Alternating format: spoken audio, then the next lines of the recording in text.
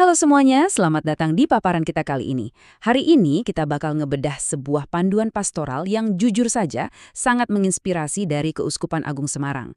Panduan ini menyoroti inisiatif baru mereka, yaitu penyegaran penghayatan Ekaristi. Nah, buat Anda yang mungkin aktif melayani di paroki, atau sekedar penasaran gimana sih institusi keagamaan sebesar ini ngerancang program penguatan iman langsung dari akar rumput, paparan ini pas banget. Kita akan lihat langkah-langkah praktisnya dan pastinya visi spiritual mendalam di baliknya. Yuk, langsung kita mulai. Oke, ini dia agenda kita. Kita akan bahas 5 poin. Pertama, sumber dan puncak hidup. Kedua, tujuan program. Ketiga, 3 langkah praktis pelaksanaannya. Keempat, sintesis di tingkat paroki. Dan kelima, jadwal pelaksanaannya. Singkat, padat, mari kita bahas satu persatu. Bagian pertama, sumber dan puncak hidup, jantung kehidupan gereja. Di sini kita menengok sebentar ke fondasi teologisnya, kenapa sih inisiatif ini benar-benar krusial. Coba perhatikan kutipan pendek ini. Ekaristi adalah jantung kehidupan gereja. Dalam banget kan? Layaknya sebuah jantung yang gak pernah berhenti mompa darah ke seluruh tubuh, dari altar Ekaristi inilah gereja nerima kehidupan dan kekuatan. Dari sinilah energi untuk hidup penuh harapan dan kasih itu lahir, yang memampukan kita buat hadir dan jadi terang di tengah masyarakat luas. Nah, ini dia pergeseran mindset yang mau didorong oleh program ini. Coba jujur deh, seberapa sering kita merasa datang ke gereja tiap akhir pekan itu ya sekadar rutinitas atau cuma sekedar absen mingguan? Lewat inisiatif ini, kita diajak buat ngubah pandangan itu menjadi sebuah perjumpaan yang benar-benar mengubah hidup. Bayangin beda energinya, dari sekedar ngerasa wajib datang, berubah jadi momen yang ngasih kita inspirasi nyata buat ngadepin hari-hari kita. Ini benar-benar sebuah game changer. Dan ini sejalan dengan 3 tema inti yang diangkat. Bahagia, menginspirasi, dan menyejahterakan. Tapi ada detail yang super menarik di sini. Dokumen ini sengaja banget pakai kata gantiku. Jadi, Ekaristi yang membuatku bahagia, menginspirasiku, dan menyejahterakanku. Ini ngingetin kita bahwa di balik institusi gereja yang besar, pengalaman iman itu pada akhirnya harus benar-benar personal dan menyentuh hati masing-masing dari kita. Masuk ke bagian kedua, tujuan kegiatan untuk komunitas paroki. Mari kita lihat gimana visi teologis tadi diterjemahkan ke lapangan. Poin utamanya di sini, ini sama sekali bukan pembelajaran satu arah. Ini adalah proses jalan bareng atau proses sinodal. Tujuannya adalah sungguh-sungguh dengerin pengalaman umat, ngumpulin masukan konkret, dan ujungnya nemuin bentuk ekaristi yang bermakna buat semua umur. Mau itu anak balita, remaja yang lagi aktif-aktifnya, sampai opa-oma kita. Karena liturgi itu harus hidup kan, harus bisa nyentuh realitas keseharian setiap generasi. Lanjut ke bagian ketiga, 3 langkah praktis pelaksanaan kegiatan. Nah, gimana caranya mewujudkan ide besar tadi di tingkat lingkungan? Keuskupan ngasih proses 1, 2, 3 yang simple banget buat dipakai oleh para pemandu lingkungan. Mulai dari pendalaman tema, lalu dilanjut dengan sharing pengalaman dan terakhir pencatatan. Sangat logis dan gampang diikuti. Kita bedah sedikit ya tiap langkahnya.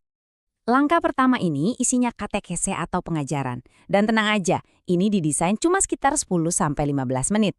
Tujuannya apa? Biar konsep ekaristi yang mendalam ini bisa disampaikan secara kasual dan gampang dicerna sebelum pada mulai diskusi. Jadi nggak ada cerita umat ngerasa materinya terlalu berat atau bikin ngantuk. Masuk langkah kedua, fasilitator bakal ngelempar pertanyaan-pertanyaan yang mengundang obrolan jujur. Alih-alih nanya teori, mereka nanya, gimana sih perasaan Anda pas ikut ekaristi? Terus apa dampaknya buat keseharian Anda? Dan ada usulan nggak biar perayaan kedepannya makin ngena di hati? Ini benar-benar cara mendengarkan yang empatik dan aktif banget. Dan di langkah ketiga, semua curhatan dan masukan tadi nggak dibiarin menguap gitu aja. Tim yang ditunjuk bakal merekap semuanya secara rapi. Mereka bakal nyatet pengalaman iman yang menonjol, harapan umat, dan pastinya usulan-usulan perbaikan liturgi tadi. Pencatatan ini krusial banget biar suara dari akar rumput nggak ada yang kelewat. Masuk ke bagian keempat, sintesis tingkat paroki. Setelah lingkungan selesai ngumpulin datanya, sekarang bola ada di paroki.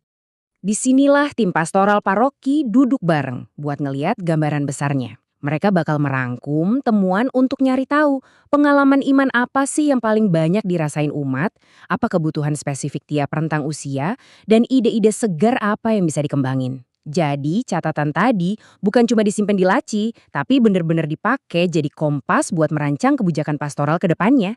Keren kan? Terakhir, Bagian kelima, rangkaian acara. Rencana udah mateng, sekarang kita lihat kapan jadwal eksekusinya di lapangan. Lini masanya disusun rapih banget. Mulai dari misa pembukaan serentak di tanggal 1 Mei. Terus sepanjang bulan Mei itu full dipakai buat katekese dan sharing lingkungan. Sampai akhirnya, semua berujung di acara puncak pada tanggal 6 dan 7 Juni. Sepanjang bulan Mei ini, paroki dikasih kebebasan buat ngatur ritmenya sendiri. Selain proses sharing tadi, umat juga diajak buat ngadain adorasi rutin, devosi, sampai seminar-seminar seru tentang Ekaristi. Bahkan, anak-anak yang lagi persiapan komuni pertama pun diajak buat ikut nimbrung kerasain momen spesial ini. Dan akhirnya, puncaknya di awal Juni, pas banget bareng perayaan Corpus Christi atau tubuh dan darah Kristus. Rangkaian puncaknya ini komplit banget, memadukan penerimaan komuni pertama, jadwal adorasi bergilir buat setiap lingkungan, dan ditutup sama rekoleksi akbar paroki. Sebuah penutup yang pastinya berkesan banget. Nah, sebagai penutup paparan kita hari ini, ada satu pertanyaan yang dalam banget buat kita refleksikan. Kalau Ekaristi itu bukan sekedar rutinitas di altar, tapi sungguh sumber kehidupan, pertanyaannya adalah, gimana caranya Anda secara personal bawa sukacita, inspirasi, dan kasih murni dari altar itu ke dalam keluarga, tempat kerja, dan lingkungan Anda hari ini? Ini bukan lagi cuma soal dengerin materi, tapi soal keberanian kita buat benar-benar menghidupinya setiap hari. Terima kasih banyak udah ngikutin paparan kali ini, dan selamat merenung.